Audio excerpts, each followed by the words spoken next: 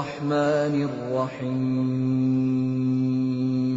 واتبع ما يوحى إليك من ربك إن الله كان بما تعملون خبيرا وتوكل على الله وكفى بالله وكيلا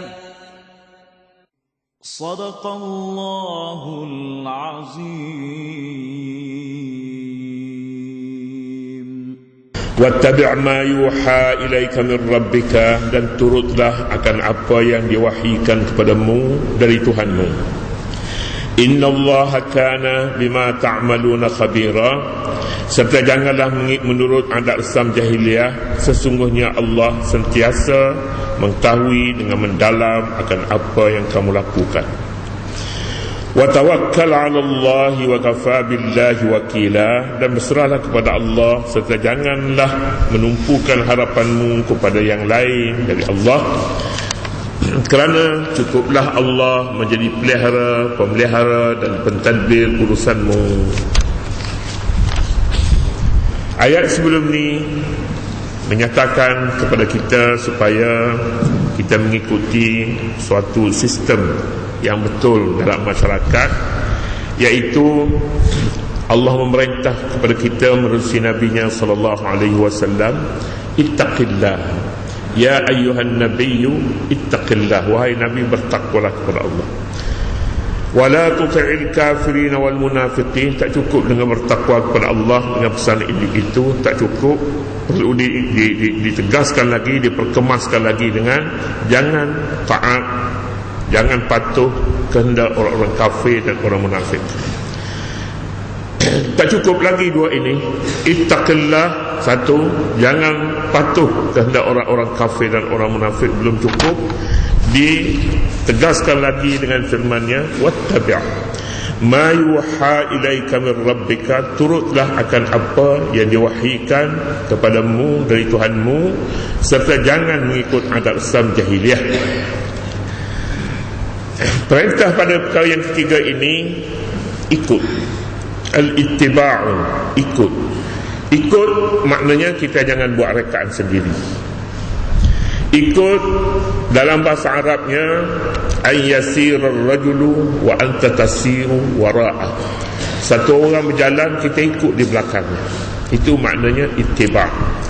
Antasira wara'ar rajul, anda berjalan di belakang seorang sebagai pemandu. Itu maknanya ittiba'. Selain daripada itu namanya ibtida'. Kita ada orang yang sepatutnya kita ikut di belakangnya, tapi kita tak mau ikut, kita buat jalan lain. Ini namanya ibtida', kita buat rekaan kita. Itu dari sudut makna lurah, makna sudut bahasanya. Dari sudut istilahnya dinyatakan dalam Al-Quran juga, allazina yattabi'una ar-rasulan nabiyyal ummiyya, orang yang mengikuti Nabi, mengikuti Rasul, Nabi yang ummi, ikut Nabi SAW.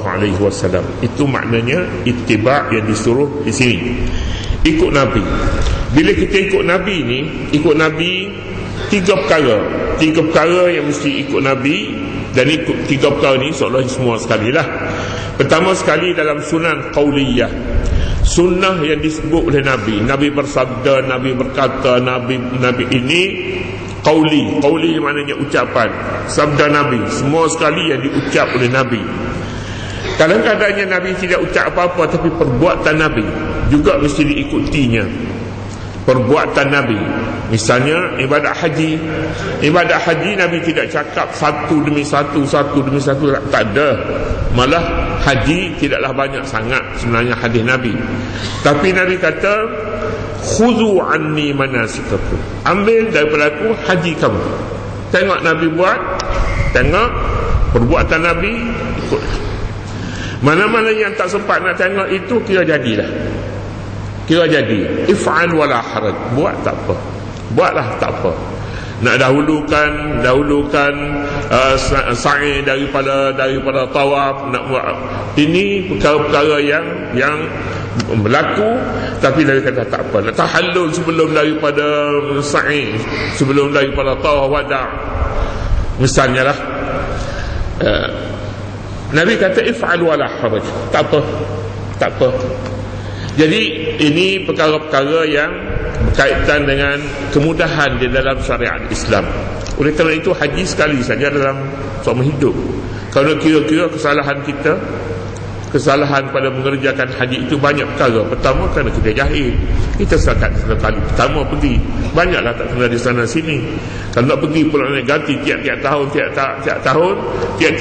kita melakukan kesalahan.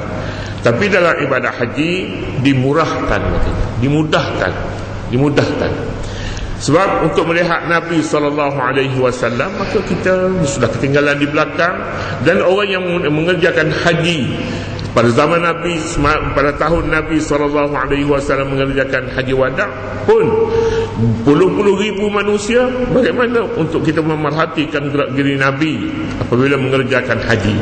Jadi sunan qauli, sunan fi'li dan sunan iqrar. Iqrar ni maknanya sesuatu yang tidak ditegah oleh Nabi SAW, sedangkan ada sebab-sebab yang mendorong supaya Nabi tegah, Nabi larang. Jika tidak ada sebab-sebab yang menunjukkan Nabi larang, jika perkara itu patut dilarang, tapi Nabi tak larang, namanya iqrar. Nabi perakukan sesuatu yang dilakukan di hadapannya tanpa melarang, namanya iqrar juga, sunnah juga, kita perlu ikut. Jadi tidak ada lagi kita disuruh ikut. Ini namanya ittiba'. Jika bertentangan dengan apa yang disebutkan ittiba' ini, namanya ibtida'. Bahasa lainnya kita sebutnya di dalam ayat ini, ittabi' ma yuha ilaika min rabbika, turutlah akan apa yang diwahyi kepadamu dari Tuhanmu. Kita ikut Nabi SAW juga, kita diperintah oleh Allah supaya ikut Nabi. Allah memerintah dalam Al-Quran supaya kita mengikuti Rasulullah sallallahu alaihi wasallam. Wa ma ataakumur rasulu fakhudhuhu, apa yang dibawa oleh Nabi kepada kamu maka ambillah, jangan pertikaikan lagi. Itu ittiba' namanya. Wattabi' ma yuha ilaika min rabbika, dan turutlah apa yang diwahyikan kepadamu dari Tuhanmu. Ikut ini ada dua jalan secara umumnya. Pertama, kita ikut akal kita. Yang kedua, ikut nafsu. Dua saja, tak ada lagi yang ketiga. Yang ketiga tak ada. La salisalahuma. Ikut akal ataupun ikut nafsu. Ikut, utamakan dunia, dan yang kedua utamakan akhirat. Ikut yang pertama dunia kita katakan, dan ikut yang kedua ikut akhirat. Ada lagi yang ketiga? Tak ada lagi. Sesiapa yang mengutamakan akhirat, maka akhiratlah dia akan menemui jalan yang diwahyu oleh Allah kepadanya. Dan tidaklah pula bermakna apabila dia mencari jalan akhirat maka dunia tidak ada di hadapannya, langsung tertutup. Tidak ada begitu. Jadi ringkasnya di sini, ittabi' ma yuha ilaika min rabbika, ikutlah wahyu yang diutus, yang diwahyukan oleh Allah kepadamu dari Tuhanmu. Satu. Yang kedua pula, pilihan yang kedua, iaitulah syaitan. Dalam Al-Quran, dalam surah An-Nur, disebutnya ya ayyuhallazina amanu la tattabi'u khutuwatis syaitan wa man yattabi' khutuwatis syaitan fa innahu ya'muru bil fahsya'i wal munkar. Ikutlah, wahai orang yang beriman, jangan kamu ikuti langkah-langkah syaitan, dan sesiapa yang mengikuti langkah-langkah syaitan maka syaitan hanya menyuruh kamu berbuat munkar dan fahsya. Jadi ikut wahyu yang pertama, ikut syaitan yang kedua, tidak ada lagi yang ketiga. Ikut dunia semata-mata, ataupun ikut dunia, ataupun ikut akhirat. Ikut akal atau ikut nafsu. Itu dia. Al-Quranul Karim di sini yang jelas menyatakan kepada kita, ikutlah wahyu daripada Tuhanmu. Maknanya yang satu laginya tidak wahyu. Yang tidak wahyu itu ialah nafsu. Nafsu selalunya tidak membawa kita mengikuti wahyu, tapi akal mengajak kita mengikuti wahyu. Jika akal itu tidak tunduk kepada kehendak nafsu, tetapi seringkali akal ini dipengaruhi oleh nafsu. Dia mudah dikempen oleh nafsu. Akal mempunyai pandangannya sendiri, tetapi nafsu mempunyai pandangannya sendiri. Sesuatu yang dihalalkan oleh nafsu, kadang-kadang akal pun ikut kehendak nafsu. Oleh kerana kamu kata halal, tak apalah, kata dia. Akal pula, dia pun cari jalan lain pula untuk beri alasan kepada nafsu. Baik. Allah Subhanahu wa ta'ala dalam ayat terdahulu menyatakan, innallaha kana aliman hakima. Allah amat mengetahui lagi amat bijaksana. Apabila kita mengikuti wahyu, kadang-kadangnya kita berhadapan dengan masalah. Kita ikut wahyu, perniagaan kita rugi. Kita ikut wahyu, kita menanggung penderitaan. Kita ikut wahyu, kita menanggung kesusahan. Tetapi Allah Subhanahu wa ta'ala menyatakan, innallaha kana aliman hakima. Allah Subhanahu wa ta'ala maha bijaksana, maha mengetahui dan maha bijaksana. Jadi Allah yang maha mengetahui dan maha bijaksana, itulah yang menyuruh kita supaya mengikuti akal. Tetapi nafsu kata rugi. Siapa yang harus kita ikuti, nafsu atau Allah yang maha mengetahui? Sesiapa yang tidak yakin kepada Allah Subhanahu wa ta'ala, yang memerintah supaya kita mengikuti wahyu, maka bermakna kita jahil sebenarnya tentang Allah Subhanahu wa ta'ala. Kita berilah banyak contoh yang boleh diberi. Kita katakanlah wahyu dan Nabi SAW bersabda, dalam memilih pasangan lah, kita ambil mudahnya, memilih pasangan. Memilih pasangan, Nabi kata tunkahul mar'atu li arba'in, limaliha wa li hasabiha wa li jamaliha wa li diniha fasfar li dzatid din taribat yadan. Biasanya dikahwin seorang wanita itu kerana empat sebab, kerana empat perkara. Li jamaliha, kerana keindahannya, cantiknya. Kerana cantiknya, biasanya dikahwin begitu. Tak dilarang ni. Tidak dilarang, kerana tidak ada wahyu yang melarang. Biasanya orang pilih itu. Wali hasabiha, keturunannya, di jamaliha, wali maliha, wali hasabiha, kerana hartanya, kerana keturunannya. Biasanya orang kahwin begitu. Tetapi manusia seringkali menyalahkan, dipilihnya rupa parasnya, harta bendanya, keturunannya, dilupakan agama. Dia lupa, dia kata tak apalah, tak semayang. Lepas tu dia semayang lah pula. Semayang lah umpamanya. Dia sudah salah menerusi panduan wahyu.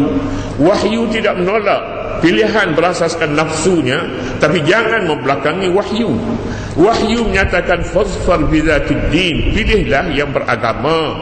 Tengok dulu semayang ke, dia patuh ke peraturan-peraturan agama dan tidak patuh. Kita pergi kepada suatu jalan lain, jalan pilihan, namanya pilihan syaitan. Kita membelakangi agama, kita letak di hadapannya nafsu. Nafsu menyuruh supaya memilih yang cantik, kaya, lagi pulanya keturunan yang mulia. Kita pun senyap setakat itu. Sebenarnya kita rugi di situ apabila membelakangi nafsu. Apabila bukan membelakangi nafsu, membelakangi wahyu. Ya. Jadi jika wahyu yang diletakkan di hadapan, tentulah akan dijadikan yang pertamanya agama. Kita pergi pulanya kata wahyu. Wahyu menyuruh supaya kita merendahkan pandangan mata. Mata merupakan salah satu daripada pintu maksiat. Ilmu datang menerusi telinga, tetapi kejahatan menerusi mata yang pertama sekali. Kejahatan, dosa. Apabila dia lihat, dia akan mempengaruhi telinga. Dia kata telinga pun buat tak erti. Pasal yang dilihat oleh mata itu adalah sesuatu yang merupakan yang serasi dengan nafsunya. Kita pergi misalnya dalam surah An-Nur menyebutkan, dan selalu kita sebut ayat ini, qul lil mu'minina yaghuddu min absarihim wa yahfazu furujahum. Ayat 30 dan 31 surah An-Nur. Kulil mu'minina, cakaplah wahai Nabi kepada orang mukmin laki-laki, yaghuddu min absarihim, supaya rendahkan pandangan mata. Mata dia tak boleh lihat sesuatu, dia sudah dipukau, dia akan terpukau dengan sesuatu, dengan keindahan yang dilihat. Oleh demikian, rendahkan pandangan mata. Rendahkan pandangan mata bukan tutup, tapi jangan merayau. Tengok rata-rata ni lampu nyapu dulu, berhenti lampu merah, lampu hijau dah lama dah, mata dah merayau sana sini. Orang di belakang 10 buah kereta di belakang untuk tunggu kita ni. Tapi oleh kerana kita nafsu ini, kita melihat sesuatu, mata turun jauh pergi, lama dah lampu hijaunya nak merah balik pula. Tak boleh jalan lagi. Akal menyatakan salah anda berbuat demikian pada tempat ini. Sepatutnya anda yaghuddu min absarihim, merendahkan pandangan mata. Kemana nak pergi? Tumpukan kepada matlamat perjalanan anda. Kemana anda nak pergi? Di sini manusia rugi. Manusia telah melakukan satu kesalahan kerana dia tidak mengikuti panduan perjalanan. Agama kita kata wahyu lah. Panduan perjalanan, apabila hijau pergilah, tapi kalau kuning merah jangan pergi. wattabi' ma yuha ilaika min rabbik innallaha kana bima ta'maluna khabira. Alasannya mengapa anda perlu mengikuti wahyu, sebabnya Allah Subhanahu wa taala sentiasa mengetahui dengan mendalam akan apa yang kamu lakukan. Satu. Perkara yang kedua, apabila kita disuruh supaya mengikuti wahyu daripada Tuhan, wahyu Allah, sekaligus adat Islam perlu ditolak. Adat Islam yang tidak berasaskan kepada wahyu Allah Subhanahu wa taala perlu ditolak. Kita banyak adat Islam, kepercayaan kepada hantu, kepercayaan kepada perkara khurafat, kepercayaan kepada benda-benda yang tertentu, kepercayaan semuanya ini khurafat yang tidak boleh dipercayai, bertentangan dengan perintah Allah supaya ikut wattabi' ma yuha ilaika min rabbik. Tetapi manusia ini dia tinggal, kalaupun dia tinggal adat Islam, tapi dia buat satu adat Islam lain pula. Dia tidak balik pada Allah. Saya tengok dalam TV 2-3 hari baru ni, adat Islam orang Melayu, peminangan dalam kahwinan sirih mesti ada. Sirih, tak ada sirih ni, tak ada sirih, setengah orang yang dia pulangkan, dia pulang, peminangan tak jadi sebab dia tengok-tengok cincin ada, kain ada, barang-barang semuanya ada, sirih tak ada. Tak jadi. Ini bukan rekaan ya, bukan rekaan. Tapi sekarang ni pasal sirih ni, dia orang tak makan dah. Dulu orang makan sirih, tak ada. Dia buat sirih daripada tanah liat. Letak buat sirih, tapi bukan sirih asli, bukan sirih asli. Jadi daripada adat Islam, baliklah kepada Allah Subhanahu wa taala. Sepatutnya tak payahlah main sirih tu daripada tanah liat. Cantiklah dibuatnya, cantik. Maknanya untuk dah menyudahkan satu tapak sirih tu, dia memerlukan masa 8 hari. 8 hari nak buatnya. Jadi kita letaknya kalau bahasa 100 hari, 8 hari 800. Tapi tidak harga itulah, saya rasa 1000 lah. Itu satu saja. Ini hantaran istimewa, cantik. Jadi nak sebutnya di sini, adat Islam tu masih juga berjalan, sirih juga walaupun tanah liat. Siapa menipu siapa? Siapa menipu? Jadi kalau dulunya tanah sirih, maka sirih itu adalah hikmat-hikmat yang tertentu. Tapi bila lari kepada tanah liat, jauhnya sirih dengan tanah liat ni, tapi dia boleh bertemu pada satu perkara namanya adat Islam. Adat Islam sirih. Allah Subhanahu wa taala dalam ayat ini menyatakan kepada kita, wahyu adalah satu kewajipan mengikutinya. Selain daripada wahyu, semuanya itu namanya jalan syaitan. Innallaha kana bima ta'maluna khabira. Sesungguhnya Allah sentiasa mengetahui akan apa yang kamu lakukan. Wa tawakkal 'ala Allahi wa kafa billahi wakila. Berserahlah kepada Allah, janganlah menumpukan harapanmu kepada yang lain, kerana Allah cukup lah Allah menjadi pemelihara dan pentadbir urusanmu.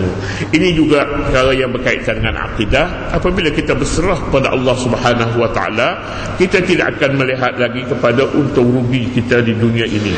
Boleh jadi apabila kita berserah pada Allah Subhanahu wa taala, dilihat pada lahirnya kita rugi. Tapi hakikatnya tidak, kerana kita bersandar kepada batang yang cukup besar dan kita tidak akan tumbang sama sekali. Kita rugi di dunia hanyalah kerugian yang amat sedikit berbanding dengan kerugian akhirat yang selama-lamanya. Itulah dia asas pemikiran yang berdasarkan kepada akal dan wahyu apabila dipertimbangkan di antara dunia